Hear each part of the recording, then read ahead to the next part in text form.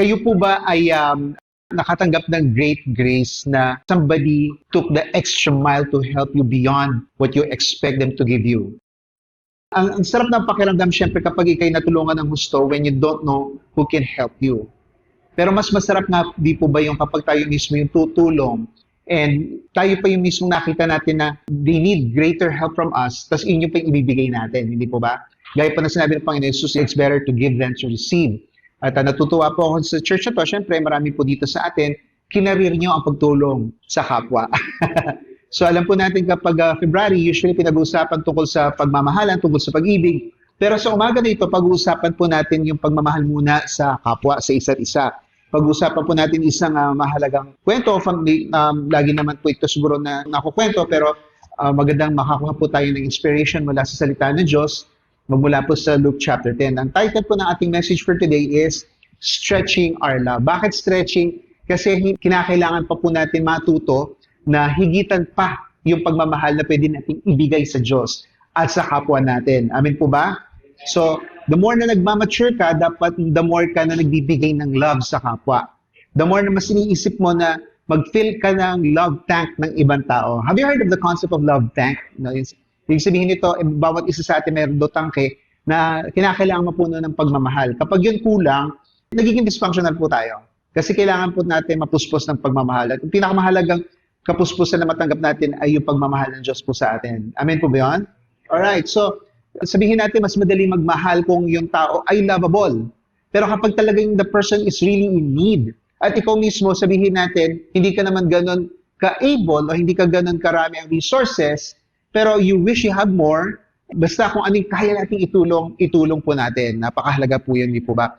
Whether sabihin natin ang kaya pa muna natin itulong encouragement or financial assistance or being there or anumang abilities meron tayo, ibigay po natin. Pag-uusapan po natin ay magmula sa Luke chapter 10. You can follow sa Tagalog o sa English. Basahin muna po natin yung story. You're familiar with the story. This is the story of the Good Samaritan. So, basahin po natin mula sa Tagalog. At may isang dalubhasa sa kautusan ang tumindig upang si Yeshua ay subukin na nagsasabi, Guro, anong dapat kong gawin upang magmana ng buhay na walang hanggan? Sinabi niya sa kanya, ano ba ang nakasulat sa kautusan? Ano ba ang nabasa mo? At sumagot siya, ibigin mo ang Panginoon mong Diyos ng buong puso mo, ng buong kaluluwa mo, ng buong lakas mo, at ng buong pag-iisip mo. At ang iyong kapwa na gaya ng iyong sarili. Ano naging tugon ng Panginoon? Verse 28, at sinabi niya sa kanya, tumpak ang sagot mo, gawin mo ito at mabubuhay ka. Subalit sa pagnanais niya na ipagmatuwid ang kanyang sarili, yun yung motivation niya, ay sinabi niya kay Yeshua, at sino ang aking kapwa? Sumagot si Yeshua, may isang taong bumaba mula sa Jerusalem patungo sa Jericho, at siya'y nahulog sa kamay ng mga tulisan. Hinubaran siya ng mga ito at binugbog. Pagkatapos ay umalis sila at iniwan siyang halos patay. Nagkataong bumababa sa daang yon ang isang pari. Nang kanyang makita ito, siya ay dumaan sa kabilang panig. Ganyan din ang isang Levita. Nang dumating siya sa lugar na yon at kanyang nakita ang taong yon, siya ay dumaan sa kabilang panig. Subalit ang isang Samaritano, sa kanyang paglalakbay ay dumating sa kanyang kinaroroonan. At nang kanyang nakita ang taong yon, siya ay nahabag. Kanyang nilapitan siya at tinalian ang kanyang mga sugat pagkatapos buhusan ng langis at alak. Pagkatapos isinakay sa kanyang sariling hayop, siya ay dinala sa bahay panuluyan at inalagaan. Nang sumunod na araw, dumukot siya ng 2 denaryo at ibinigay sa may-ari ng bahay panuluyan at sinabi niya, alagaan mo siya at sa anumang karagdagan mo pang gastusin ay babayaran kita sa aking pagbabalik. Verse 36, ano sa palagay mo? Alin sa tatlong ito ang naging kapwa-tao sa nahulog sa kamay ng mga tulisan? At sinabi niya, ang nagpakita ng habag sa kanya. Sinabi sa kanya ni Yeshua, humayo ka at gayon din ang gawin mo. Panginoon, nagpapasalamat kami sa magandang iyong salita. Kami ay mag-aaral, makikinig kami sa turo nyo. Liwanagin niyo po ang aming isipan, Lord, habang binubuksan po namin ang aming puso. Hindi lang po para matuto ko, hindi para matalim po ito sa amin, Lord, at maging action po para sa amin to, Lord. Susundin po namin ang iyong kutusan at alam po namin, maraming taong makikinabang sa aming paglilingkod at kami mismo tunay na mapupuspos at mababago ng dahil po sa paglilingkod sa inyo. Panginoon, turuan niyo po kami. Salamat po sa ngalan ni Jesus. Amen and Amen. Makikita niyo po dito sa kwento natin, at siguro ilang beses nyo na narinig ito, pero Pag-uusapan po muna natin kung paano natin lalo pang i-stretch yung pagmamahal po natin sa kapwa natin. Okay? Makita niyo po may tatlong tao dito, yung key issue dito, no? Mula doon sa kwento na binigay ni Yeshua. Tututukan po natin yung kwento. Hindi na po masyado natin tutukan. Medyo mamaya pag-usapan rin natin yung motivation ng expert of the law kung bakit niya tinatanong si Jesus. Nakita naman natin gusto niya siyang subukan. Pero yung tatlong characters dito sa kwento na inimbento lang naman ni Lord. Pero sabihin natin medyo offensive yon kasi imbis na i-compliment siya ni Jesus, ginamit niya pa yung kwento para siya ay tirahin o para i-correct o para pakita na siya ay mali. Yung needy person, yung binugbog at halos patay na, yung unloving persons, yung makita po natin yung pare at yung levita, at yung loving person, at sa lahat ng tao na magiging loving person pa, yung Samaritano. Konting background lang po, sino po ba itong mga Samaritano? Years ago, bali mga sabihin natin mga in the 700s BC, mangyari po na ilang mga Israelita, o sabihin natin po yung Northern Kingdom, ay in-invade po ng mas north sa kanila, yung mga Assyrians. Dahil dito po, makikita po natin itong kwento na ito sa Kings, ay bumagsak po yung Northern Kingdom, ang natira po yung Southern Kingdom, yung Kingdom of Judah. Dito po, ang style po ng mga Assyrians para wasakin po at hindi na muling makabangon ng mga bayan yon, pinaghahalo po nila yung mga lahi. So yung mga ilang tao dito sa sinakop nila, dadalhin nila sa ibang lugar na sinakop din nila ng mga Assyrians, at yung ibang mga tao doon ay dadalhin din dito. So nakikita nyo talaga nagmix ang mga religion, nagmix ang culture, nagmix ang language, parang nagmi-mix ang identity, nagmi-mix yung DNA nila kasi syempre nagkakaroon ng mga intermarriages. At dahil doon po, marami po sa mga Israelita doon ang sabihin natin nalayo sa Diyos. Kasi halo-halo na doon. Ang natira na lang yung Southern Kingdom. Pero after more than 100 years, the Southern Kingdom also fell from the Babylonians. So eventually po itong mga nasa Southern Kingdom, na-exile sila sa Babylon and then nakabalik din sila. Sila yung na-re-establish. Yung mga Samaritano itong nasa Northern Kingdom, yung unang bumagsak. Ang original na pangalan nila ay Shomron. So, makikita nyo sa Old Testament na pangalan ng lugar, Shomron. Pero naging Samaria, tapos hanggang ngayon Samaritan. So, ang tawag sa kanila mga Samaritans. Kung matatandaan nyo po, nag-share din ako before, sa John chapter 4, si Jesus ay pumunta sa Samaria upang mag-minister doon at ang nakausap niya po yung babae na nagkaroon pa ng maraming asawa. Ngayon po, dahil sa sila ay naiba yung religion, nagkaroon sila ng rift. Kasi syempre, ang tingin ng mga nasa South, yung mga Judeans, kaya nakuha yung mga Jew. So technically, pag sinabing Jew, galing sila sa South. Hindi po Jews yung mga nasa North. Kasi galing sila sa ibang tribes. Yung Jew is Judea, galing sa Judea. Anyway, ang ano doon is, ang tingin po ng mga Judeans, o mga Jews sa mga nasa North, hindi na sila people of God. Hindi na sila kasama sa covenant people of God. Dahil nga nahaluan na sila. Okay? At sila ay tumalikod sa Diyos. But eventually, after several years, marami sa kanila ang nanumbalik sa Diyos. Hinanap muli nila ang Yahweh. Pero since na hindi sila tanggap sa mga Jew, hindi sila makapunta sa Jerusalem para sumamba. So nag-establish sila na sarili nilang place of worship doon. Kaya ang ginawa po nila, ang ini-recognize lang nila na bahagi ng Bible is the first 5 books of the Old Testament. Ayaw nilang kilalanin yung mga later books kasi po, medyo pangit yung history nila doon. So, babalik na lang sila doon sa first 5 books. Kaya may tinatawag na Samaritan Pentateuch. Yun na lang ang kinilala nilang books of the Bible. But eventually, sa panahon ngayon, magkasundo na po yung mga Samaritans. May mga Samaritans pa rin ngayon, although may uniqueness pa rin sa kanila religion, at yung mga Judeans ngayon. Magkasundo na sila. Pero sa panahon ni Jesus, marami silang iringan. Marami silang tampuhan. Kaya ginamit ni Jesus na example na yung loving person, yung Samaritan, very offensive yon. Natatandaan niyo, binasa natin kanina, nagtanong siya kung paano siya mabubuhay ng habang buhay, eternal life, gusto niyang i-justify yung sarili niya. At sa lahat ng gagamitin ni Lord na example, ng who practices yung loving the Lord your God with all your heart, soul, mind, strength, and loving your neighbor as yourself, hindi mo asahan yung Samaritan pa ang gagawing example ni Lord. Pero yun po ang dalang ginawa ni Lord. Alright?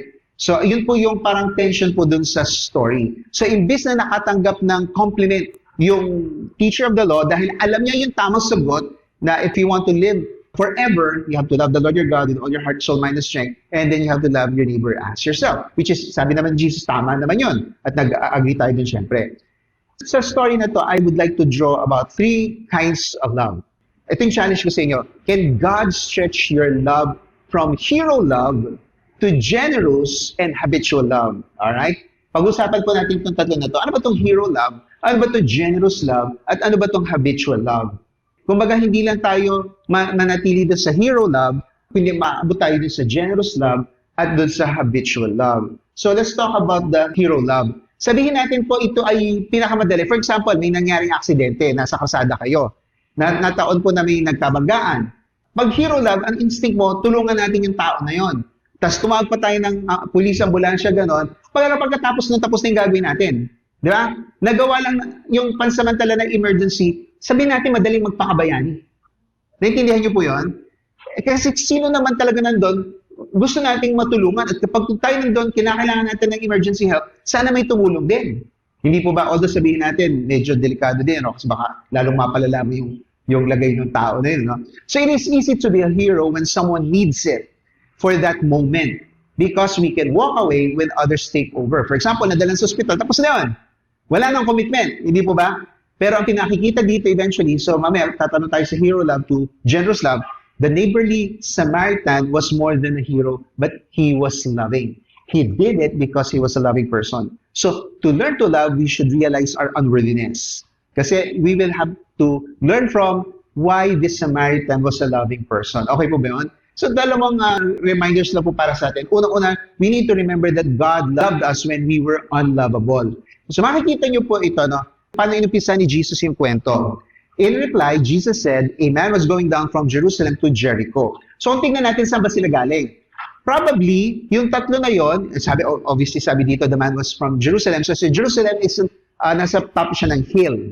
Jericho, kung matatandaan niyo, ito yung parang city sa baba on the eastern side na parang sa nagsisilbing fortress, yung unang parang defense line ng mga nag-a-attack from the eastern side. Alright?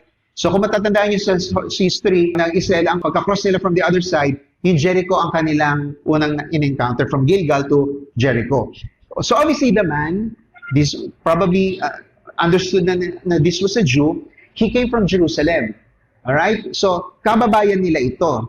And obviously the priests and the Levites. So kung matatandaan niyo po yung Levites, ito yung isa sa 12 tribes of Israel, pero wala silang portion. Wala silang land. So ang style sa kanila ng Panginoon na ikinakalat-kalat sila sa iba't ibang tribes para doon sila mag-minister.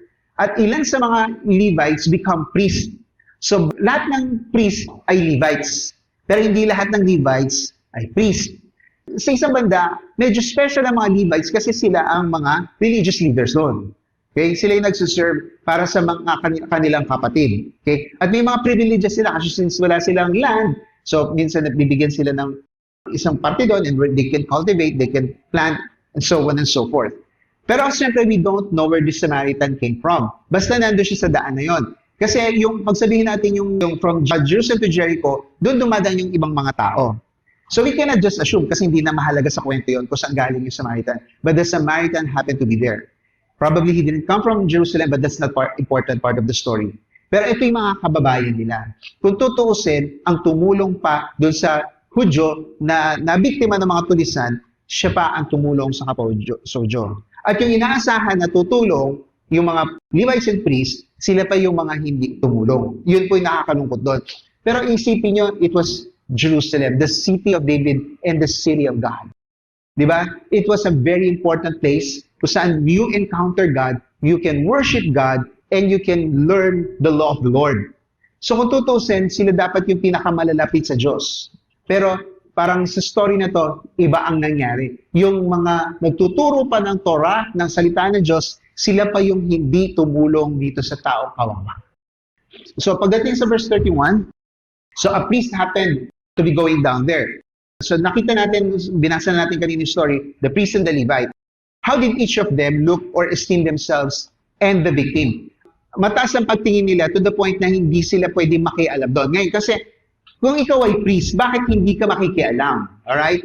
Kasi parang sabihin natin on the practical side, hindi talaga sila matulungin.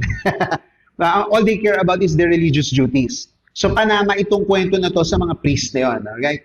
Pero there is also a part of the rule, mula sa ito, kita natin sa Numbers chapter 19 and verse 11 and Leviticus 21 verse 1, hindi sila pwedeng humawak sa dead body. So kapag ikaw priest, magsuserve ka sa mga tao, hindi ka pwedeng defiled. If ever humawak ka sa mga defiled, katulad ng corpse, Hindi ka pwede makapag-serve sa loob ng 7 days. And that is also true sa mga Levites. Pero I think it's much more than that.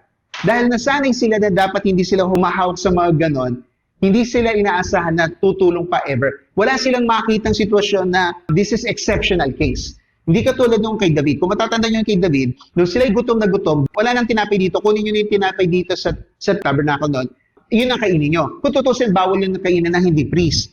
Pero yun yung binigay. Now, that was an exceptional case. Exceptional case. Anyway, gabi na yon, papalitan na rin yung tinapay na yon. Pero hindi dapat yung kainin ng hindi priest. But again, that's an exceptional case. But for the priest, this was never an exceptional case. To help somebody who is dying, okay na yan, wala na yan, give up on that person. Umiwas siya because he thinks that his holiness, sabihin natin, is more important than the life of this person. Hindi katulad ng Panginoon Yesus. Kaya siya kinriticize na bakit humawak siya sa patay. Yung bata na ilang beses niya nagpagaling siya sa mapatay. Imbis na ma-defile siya, binuhay yung patay. Hindi po ba? So, ibig sabihin, si Jesus hindi siya tinatablan ng unholiness. Siya ang nag-holy pa sa mga tao. Di ba ganon? So, in this case, yung priest, hindi niya inisip na, okay, what service can I do for this person? He didn't even look for somebody who can help this person. Basta sa palagay niya, I don't want anything to do with this person. Etong priest na to, no? So, umiwas lang talaga siya. Sa totoo lang, minsan, kayo po ba parang nafe-feel guilty nyo na minsan inisip nyo, bawal magbigay ng limos. Pero meron dyan talagang kailangan talaga magbibigay ka. Kahit sabihin mo, technically, bawal sa batas natin yun, di ba? Pero, it's so hard to let this pass by na pwede ka naman talagang tumulong. Sabihin natin may konti kang pagkain, sabihin natin may konti kang barya. Di ba, sabi nag-iisip tayo na, hindi naman ako ikakasuhan ng gobyerno, hindi naman ako huhulihin ng pulis. Kailangan ng tao na ito, hinang-hina na talaga, di ba? So, yung sa priest, ang isip niya, hindi talaga ako pwede ma-defile. Ng isang corpse, ng isang dead body. So, mas mahalaga yung tingin niya sa sarili niya kaysa sa pangangailangan ng tao na yun. And he would not go his way just to help out this person. At bakit ganun din po sa susunod, sa verse 32, sa Levite? So, sabi po natin, lahat po ng priest ay Levites. Pero hindi lahat ng Levites nagiging priest. Pero sila ay tumutulong sa mga priest kasi nga sila ay mga tumutulong sa religious needs ng mga sino yung host na tribe na kanilang napuntahan. Alright? So, verse 32, so to a Levite, when he came to a place and saw him, passed by on the other side. Now, yung nagtanong, we are not sure, hindi na mahalaga yan, pero he probably was a Judean or maybe a Levite. Yung teacher of the law na nagtanong sa kay Jesus, what must I do to inherit eternal life?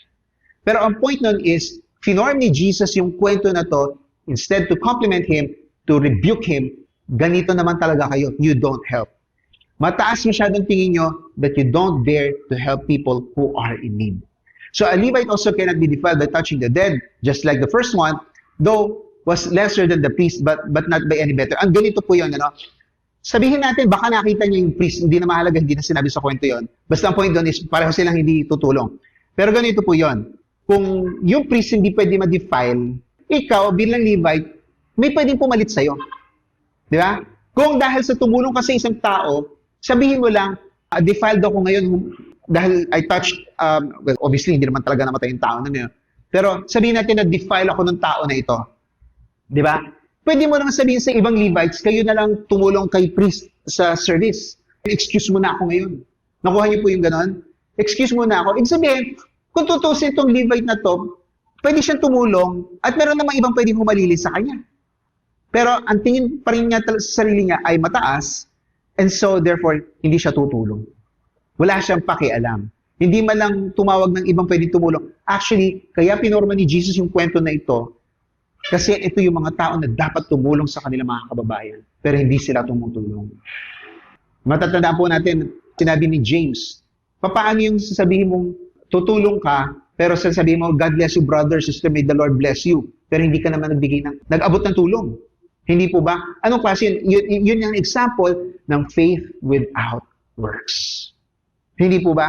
So, nakakalungkot na kahit yung mga religious leaders pa nila, sila yung hindi talaga tumutulong. Sila talaga yung walang pakialam sa mga tao. Ang pakialam lang nila ay gawin nila yung religious functions nila. Matupad nila yung mga ganong bagay. Nakakalungkot po pag ganun nangyari. Pero itong ginamit nila ng examples, yung Samaritan, he traveled, so probably he didn't come from Jerusalem, umiwas din siya, pero he was there. At makikita nyo ang tingin ng Samaritan sa sarili niya, he may have seen himself na kawawa din, kaya he was able to sympathize with this person. Nakapanood lang po ako ng isang video na maganda rin naman yung paliwanag. Normally, pag sinasabi natin empathy, kasi mamaya sa number 2 pag-usapan natin, konti lang. Yung empathy, parang sinasabi natin, mas malalim ang empathy sa sympathy. Nakapanood ako ng isang video na sinasabi niya, I don't like the term empathy, parang masyadong hypocritical naman yon. Sa totoo lang, mas realistic pa yung sabihin mo, nakikisympathize ka. Kasi you really don't know what the person is feeling.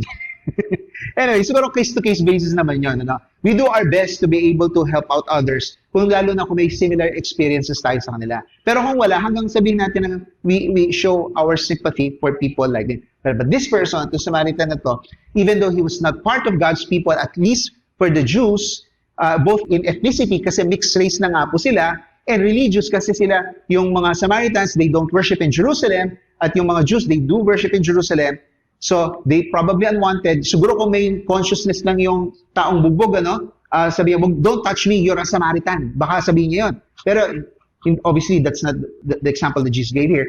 Basta yung Samaritan, I don't care what this person might think of me. What I care is, I need to help this person. Kawawa siya, mamamatay ito pag hindi ito itinulungan. Hindi po ba?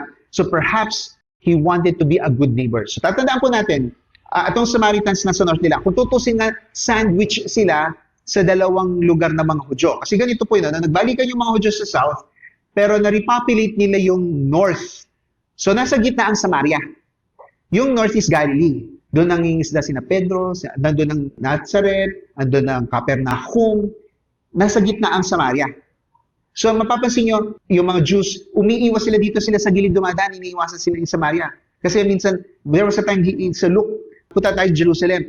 Tapos nung nagpadala na advance party si Jesus sa mga Samaritans, sa John chapter 4, tinanggap sila. Pero nung nalaman ng mga Samaritans na pupunta sila sa Jerusalem for a feast, hindi sila pinayagan. Galit na galit si Juan saka si James. Sabi, Panginoon, gusto nyo ba tawagin natin ang langit at parusahan tong mga to? Dahil ay tayong padaanin. So sobrang galit nila. Sabi ni Jesus, hinay-hinay lang kayo, hinay-hinay lang kayo. Ayaw nila tayong padaanin, iwas tayo. Daan tayo sa mas malayong daan. Huwag natin ipilit yung sarili natin. Huwag natin silang husgahan. Nasa Luke din po yun. Okay? The Samaritans were good neighbors. This Samaritan was a good neighbor. Di ba? Kayo po ba meron kayong bad neighbor? Minsan gawin nyo, pag nagluto kayo, bigyan nyo ng ulam, baka bumait sa inyo na. Minsan gano'n ang technique dyan, para mapakalma din yung init ng ulo sa inyo ng kapitbahay nyo. Pagluto nyo naman sa pagkain, baka naman na umamo. No? Ganun, di ba? O kapag may okasyon, pero huwag nyo naman gagalitin. Kasi minsan, naiirita sila sa atin kapag masyado tayong loud. Tayo yung unneighborly. Hindi po ba? Tayo yung cause na kinisan nila. Ganon. Pero kung meron kayong hindi kasundo na neighbor, ang hirap po ng ganon. Lalo na kung katabi nyo yun. Lagi kayo nag-iiringan. Ang hirap ng ganong neighborhood. Hindi po ba? So, dapat matuto tayo makisama sa kanila. Di ba? Ganun po yun. Pero ito Samaritan na ito, he was neighborly sa nabiktima ng mga tulisan. Di po ba?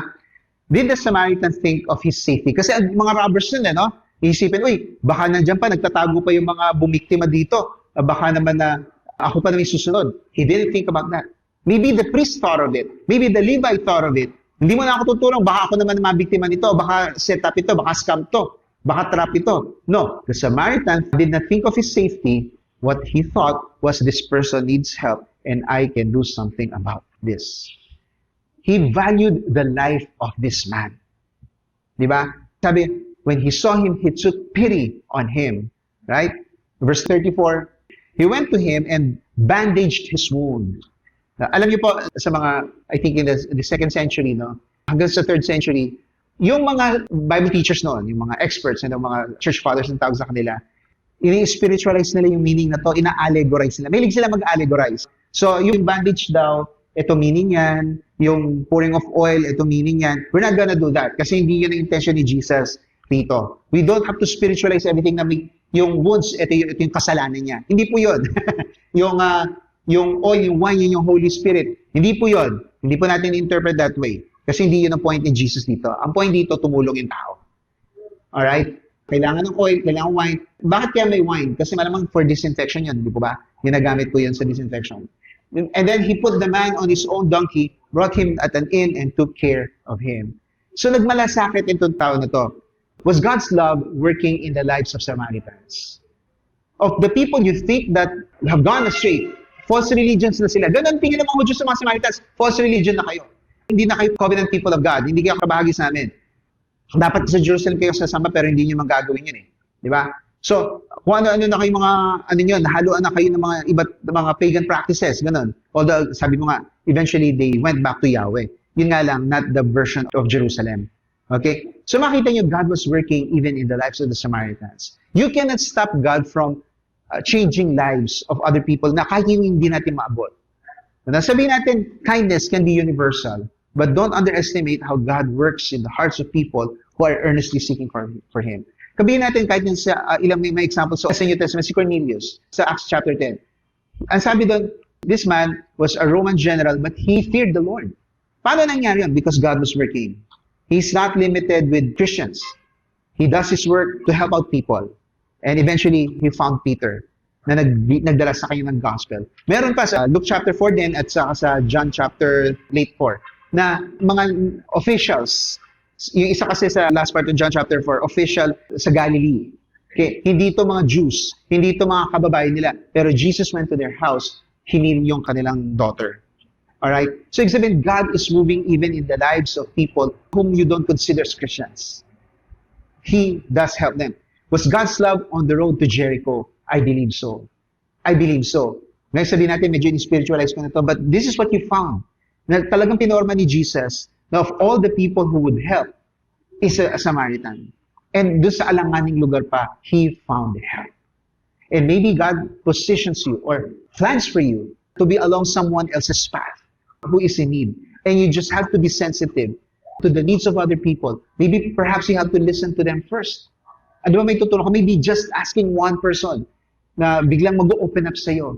And all you have to do is to listen. And while the person is explaining himself, mag-pray ka. Lord, how can I help this person? How can I minister to this person? And maybe I can give this much help, and maybe I know someone who can help this person. Diba? And this will be the turning point of the life of this person. And who knows, this person can be a great evangelist. Diba? Soon. But I was there sa start ng kanyang journey. Right? And God placed me there. Para siya ay tunay na magbago. Napakaganda po ba pag gano'n nang nangyayari? Hindi po ba? Ayun. So, natatandaan po natin, tayo mismo, kawawa din tayo, unloved din tayo, pero Jesus loved us. Familiar na kayo dito sa verse na ito, Romans 5:8, but God demonstrates His own love for us in this, while we were still sinners. While we were God's enemies, Christ died for us. He sacrificed His love for us. Ganun din ginawa ng Samaritan, kahit siya ay maaaring considered enemy ng taong binugbog na yon, pero He considered this person a neighbor. Do any of us deserve this sacrificial love of the Christ for us? Wala, hindi po ba? Kaya magpasalamat tayo sa Diyos na merong Kristo nagbuwis ng kanyang buhay para tulungan tayo, para mailapit tayo sa Ama, para makatulong din tayo sa iba. At sabihin natin na mahal ka rin ni Jesus, gusto kanyang baguhin, gusto niyang sundin mo siya, nang sa gayon magkaroon tayo ng buhay na walang hanggan. Amen po ba yun?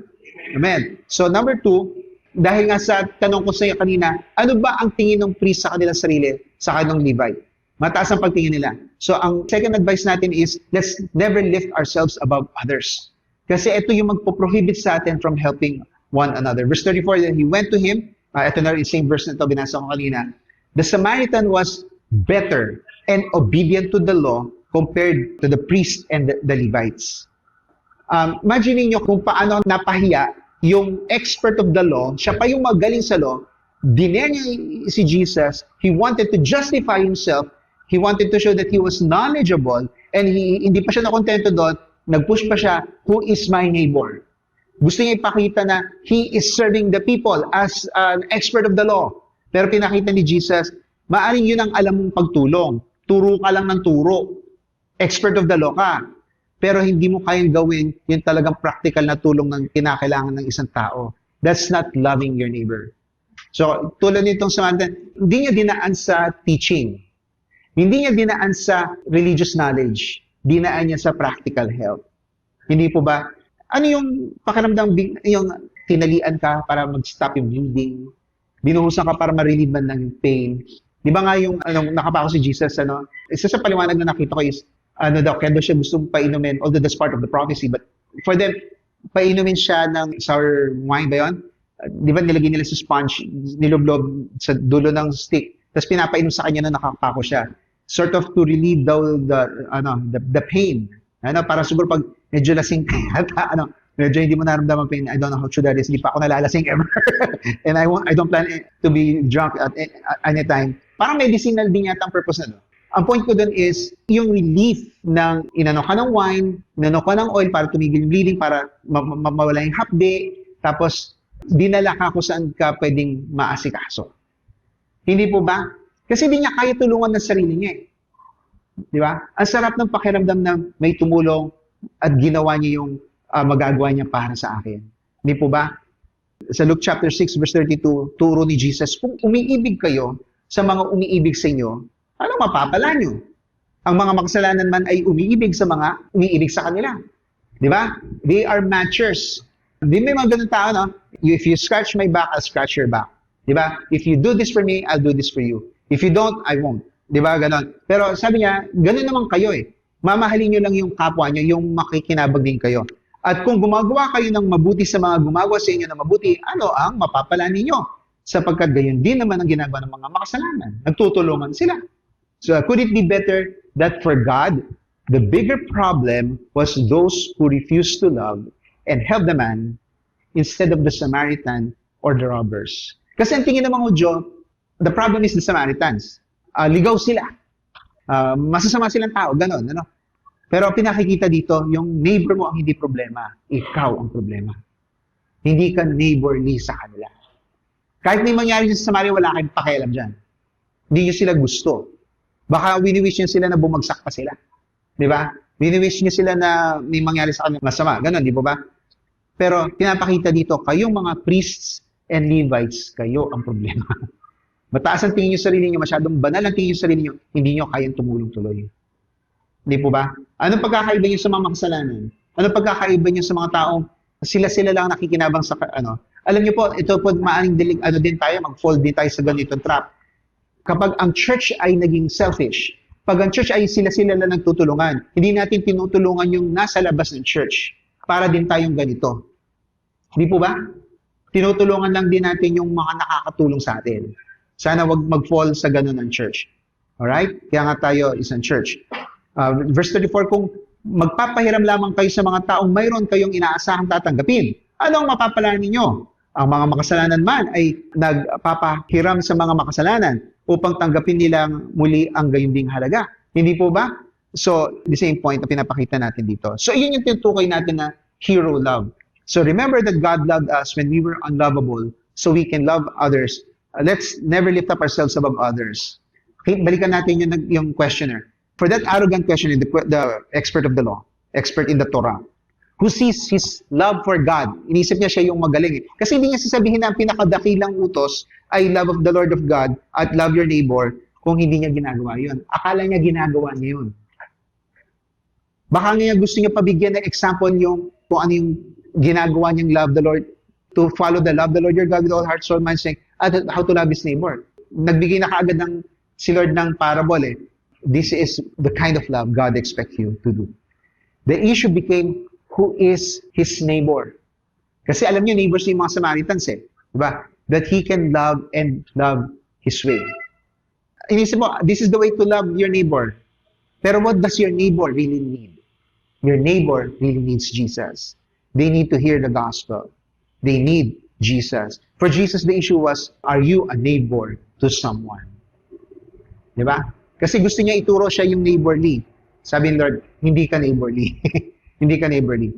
Ngayon, sabi natin stretch, madali maging hero. Kasi hanggang dun lang eh. Di ba? Pero pag sinabing generous love, you are giving much more than what you can give. Empathic and extensive. Kaya nga ini-stretch. Gusto ni Lord, i-stretch mo pa. The neighborly Samaritan loved the victim supererogatorily. Haba ng term na yun. Pag sinabi natin supererogatory, beyond your duty. Di ba? And help the victim until he recovers. The priests and the Levites were not willing to commit and show extensive love. Kasi iba itong generous love na ito, may kasama ng commitment. Kaya nga, sabi natin, stretch your love.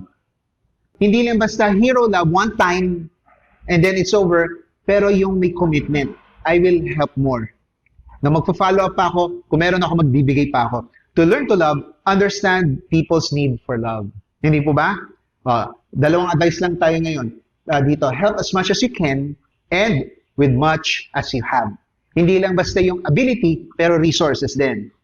Sa Deuteronomy chapter 15 verse 7, if anyone is poor among your fellow Israelis in any of the towns of the land, the Yahweh your Elohim or your God is giving you, do not be hard-hearted or tight-fisted toward them. Rather be open-handed and freely lend them whatever they need.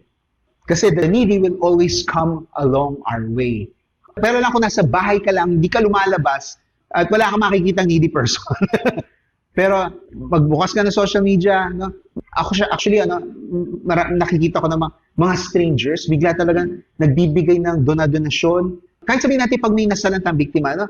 Kung ano yung mga, sabihin natin new clothes or old clothes, yung nakita ko ginawa niyan, pumunta siya sa mga ukay, bumili ng marami, tapos pinadala doon sa mga nasalanta, ano, para mas marami makatulong. Ano? Ang point doon is, magugulat kayo kasi marami ding hindi Kristiyano ang napakamatulungin. Pero minsan ay tayo pa ay nakakahiya, dinadaig nila ang mga Kristiyano sa pagiging matulungin. Kasi kinukulang tayo sa faith na baka maubusan na ako. Ano? Isipin nyo, bakit ginawa ni Lord itong mundo na to, that there will always be poor among you. But hindi tinatanggal ni Lord yung poor. There will always be poor people in the land. Therefore, I command you to be open-handed toward your fellow Israelis who are poor and needy in your land. Kayo ang responsable sa isa't isa. Binigay ko sa inyo ang burden na yan. Now, kapag may mahirap ba sa, does this break God's heart? Gusto ba ni Lord na lagi may naghihirap na gato? Ayaw niya. Di ba? Kaya nga, ang dami sa ating inis na inis. Nung nalaman natin na napakatindi ng mga korupsyon ng ating mga opisyalis, at kasabihin natin, yung ilan doon, hindi nga politicians eh. Yung mga di natin kilala, grabe sila mga kurakot. Hindi po ba nakakaano yun? Kasi dapat na itulong yan, ang daming naghihirapan. Ano pa, yung muntikan pa yung PhilHealth natin. Magamit sa ibang gastusin, hindi po ba? Dapat it should break your heart too. Dapat kumilos po tayo. Pero syempre sabihin natin may kanya-kanyang paraan yan. Sabihin natin na yes, kung agree kayo doon na let's address the government. Pero in some cases talaga tayo yung gagawa ng practical help to help other people. Why does God not help them directly with manna from heaven? But hindi na lang lahat ihulog ni Lord ang blessing diretso sa kanila. Kasi gusto ni Lord tayo ang kumilos. Nagtatanong tayo, bakit hindi si Lord nag-intervene? May mga taong namamatay, nagaganon. Sino ba ang ginawa ni Lord na responsible sa bawat isa? Tayo. Sino ba ang inaasahan ni Lord na mag-execute ng justice and mercy? Tayo. Di ba? Kung tayo ay naging failure sa hindi natin, na pinorma natin ang bansa natin na puro injustice, puro abuse. Gobyerno pa mismo nag-a-abuse. Sino ang papanagutin ni Lord? Papanagutin ba ni Lord yung sarili niya? Tayo ang binigyan ng responsibilidad eh. Hindi po ba? Kaya nga, kapag lagi na lang si Lord mag-i-intervene, hindi na tayo kikilos.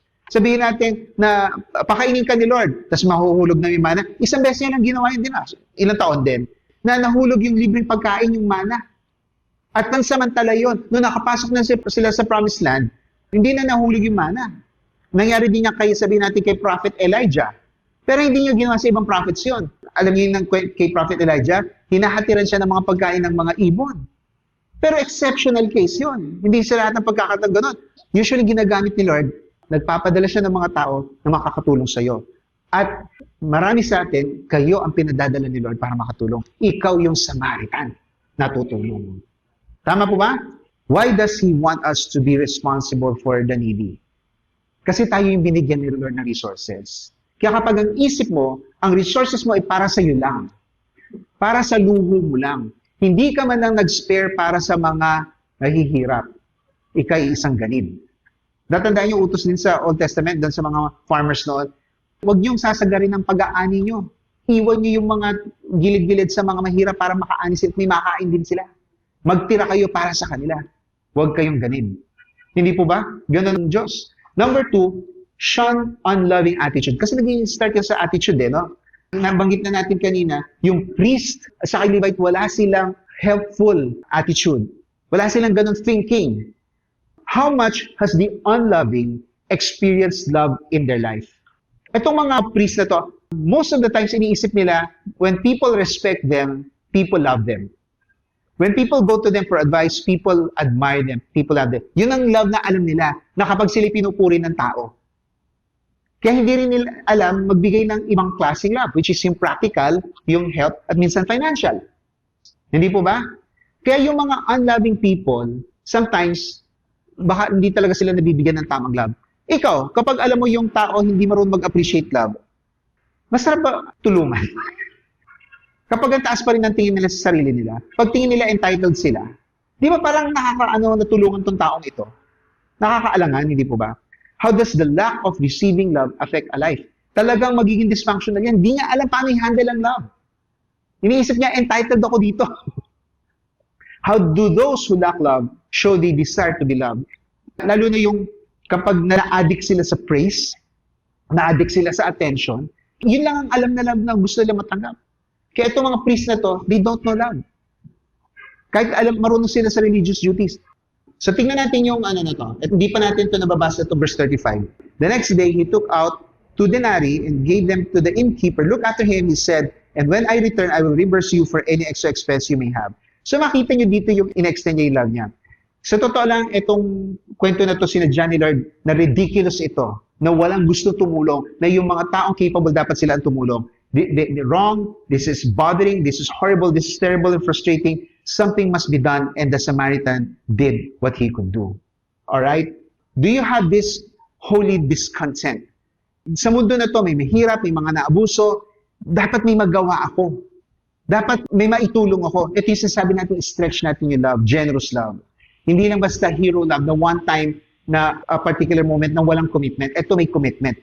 Nagbigay siya ng tulong at sabi niya, babalik ako para kung may reimburse pa kita sa mga pangangailangan mo, yung sa innkeeper. To help the wounded and the dying neighbor.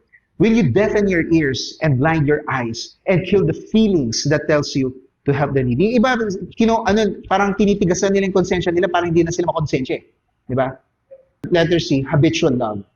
The Levitical priests and Levite were used to being respected, which they might have thought as love. Kasi na-appreciate sila, no? You can serve God mechanically, but this is a warning. This is not a compliment. And sometimes, kahit kami mga pastor, maaaring sabihin natin, sanay kami sa mga motions na isang pastor. Na kahit sabihin natin worship leaders, pag sinabing mechanical, wala nang spiritual flow, wala nang power. Kaya kong mag-preach ng ganito, kaya kong magtugtog na ganito, kaya kong mag-exhort na ganito, pero sa totoo lang walang power. Mechanical na ang service mo. Delikado kapag ganun na. Hindi po ba? But serving people constantly and consistently will reveal if you are truly a loving person. To love, learn to love, practice speaking and doing it. A neighbor is someone who acts with mercy. Kasi ang tinanong ni Jesus sa challenge na to, which of these 3 do you think was a neighbor to the man who fell into the hands of the robbers? The expert in the law replied, the one who had mercy on him. Jesus told him, go and do likewise. Hindi na nakaporma yung expert of the law kasi ibang lamang alam niya na how to love the Lord your God with all your heart, soul, mind, strength, and labor. Yung style niya ang gusto niyang ipakita. Pero hindi na siya nakaporma sa example ni Jesus Christ. Di ba? Ngayon, sabi nga natin, ginamit ni Lord yung Samaritan as an example, which is offensive sa Jews.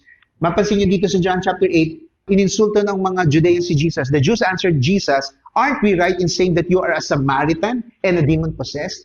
Naging slur yung term na Samaritan. Di ba? So, while to call someone a Samaritan was an insult, like a heretic, or sabihin natin racial slur na rin, Jesus called them their neighbors who can be an example of being merciful and loving. Mapansin niyo yung, hindi mo alam ang sinasabi si Lord na mercy although the story implies that. Pero nakita natin sa sagot ng expert of the law, the one who had mercy on him, na-recognize niya, mercy yung pinakita. Number 1 is love with the love of God, para tayo ay ma-stretch natin yung love. A new command I give you, love one another as I have loved you, you must love one another. Because you cannot give God's love if you have not experienced it. Kaya dapat tayo mga Kristiyano, lagi tayo we stay in the presence of God na-experience natin love niya para maging stable tayo and loving tayo sa ibang tao. 1 John chapter 4 verse 19, we love implicitly others because God loved us first. May people feel God's love when you show His love. Yun ay ipapakita yun. Huwag nila ma-miss yun kasi baka isipin nila common love to, yung universal love. No. Make sure it comes from God. Number 2 is be responsible for the needy. Verse 10, give generously to them and do so without a grudging heart. Then because of this, the Yahweh your Elohim will bless you in all your work and in everything you put your hand to. Ibig sabihin, huwag ka matakot tumulong at mawawalan ka ng resources at mawawalan ka para sa sarili mo kasi hindi ka pababayaan ni Lord, pagpapalain ka ni Lord kapag ikaw ay helpful. Do not be afraid of giving away or of running out of resources for your own needs. The Lord your shepherd will always provide for you. Diba? Doon marirealize din ng ibang tao na the Lord is my shepherd pag ginamit ka ni Lord na tumutulong sa kanila. Kaya nga tawag yung pastor, shepherd. A generous person will prosper. Whoever refreshes others will also be refreshed. Gusto niyo ba ma-refresh? Amen. And number 3, initiate love and be lovable. Whoever claims to love God yet hates his brother or sister is a liar. Whoever does not love their brother and sister whom they have seen cannot love God, whom they have not seen.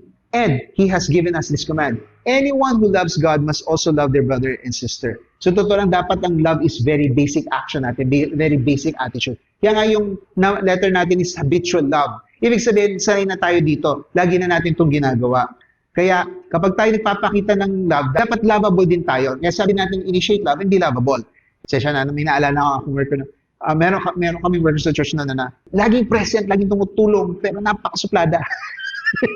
Pagdating sa mga bata, maasahan mo, pero hindi man lang humingiti. Yung gano'n, sabi ko, ang hirap makipag-connect sa taong ito. No? Parang matandang dalagang gano'n. Sabi ko, siya lang naman yan. Hindi naman lahat ng gano'n.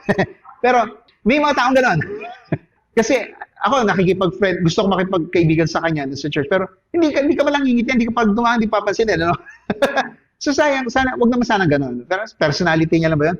Be lovable naman. Be lovable. Kasi ganito yan. Kapag ikaw nangailangan, baka maalangan silang magpakita sila ng love siya. Kasi baka ganun ka na naman eh. Hindi ka ngumingiti. Ganun, di ba? It's hard to love constantly those who are ungrateful. Nasabi natin ito kanina. People will hesitate to help those who do not appreciate love. Alright? 1 John chapter 5 verse 2. This is how we know that we love the children of God. By loving God and carrying out His commands. Ang point ng mga commands ni Lord is to help another. The command is to love, not to like. So you don't have to like that person. You have to love that person. That's the habitual love. Everyday caring. So from hero love to generous love, ano ba pinaka-challenging doon? Yung B o yung C? Yung habitual love. The problem of neediness can be resolved. Tayo yung gagamitin ni Lord. You are in the position to help. God wants you to be His instrument for the solution.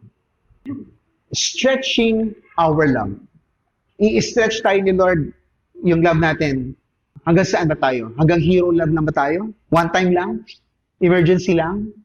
Madali, no commitments? Kapag extraordinary situations lang? Or will we stretch our love na we will be generous? We will commit ourselves to helping this person more than the first time. Yung meron kang, hindi lang basta empathic, pero extensive pa yung help. Habitual love, everyday in caring, talagang nakaugilaan ko nito. So I want you to rate the stretch of your love for people from 1 to 10. 1 is the lowest, 10 to the longest. Gano'n nakastretch ang love mo para sa iyong kapwa?